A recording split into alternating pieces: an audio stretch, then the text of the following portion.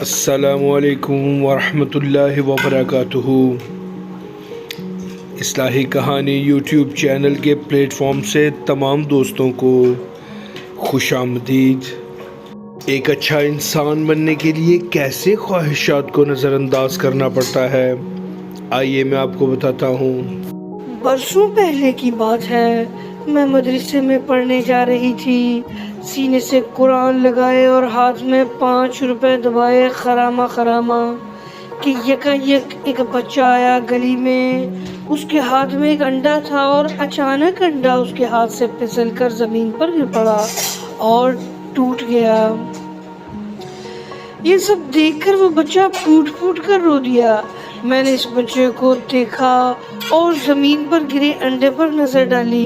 میرے دل میں ایک لمحے کے لیے خیال آیا کہ میں اپنے 5 روپے اس بچے کو دے دیتی ہوں تاکہ وہ نیا انڈا لے کر اپنے گھر چلا جائے۔ ساتھ ہی ساتھ میرا دل یہ مجھے کہہ رہا تھا کہ فاطمہ، یہ تو تمہارے سارے دن کا خرچ ہے، اس سے تم نے ابھی نیم گوبھی لینی ہے، ٹافی بھی، اور بھی جو دل میں کیا ہے وہ کھانا ہے۔ اور یہ سوچ کر میں آگے بڑھ گئی۔ میں خود غرض بن گئی تھی اس وقت۔ آج کو برسوں بیت گئے، آج میں خود بچوں کی ماں ہوں۔ وہ بچہ کون تھا میں نہیں جانتی، اب وہ بچہ کیسا ہے مجھے نہیں پتا، لیکن جب بھی مجھے وہ واقعہ یاد آتا ہے تو میرا دل کبھی کبھی دکھی ہو جاتا ہے۔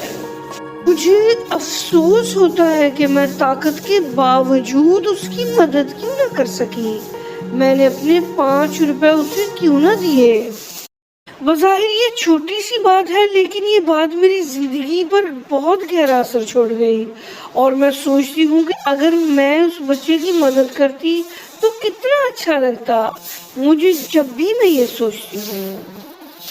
ناظرین و سامعین کرام، زندگی میں بہت سے لمحے ایسے آتے ہیں جب اپنے آپ کو فراموش کرنا پڑتا ہے، اپنی ضروریات کو، اپنی خواہشات کو نظر انداز کرنا پڑتا ہے، تبھی آپ ایک اچھے انسان بنتے ہیں، تبھی آپ ایک اچھے مسلمان بھی بنتے ہیں۔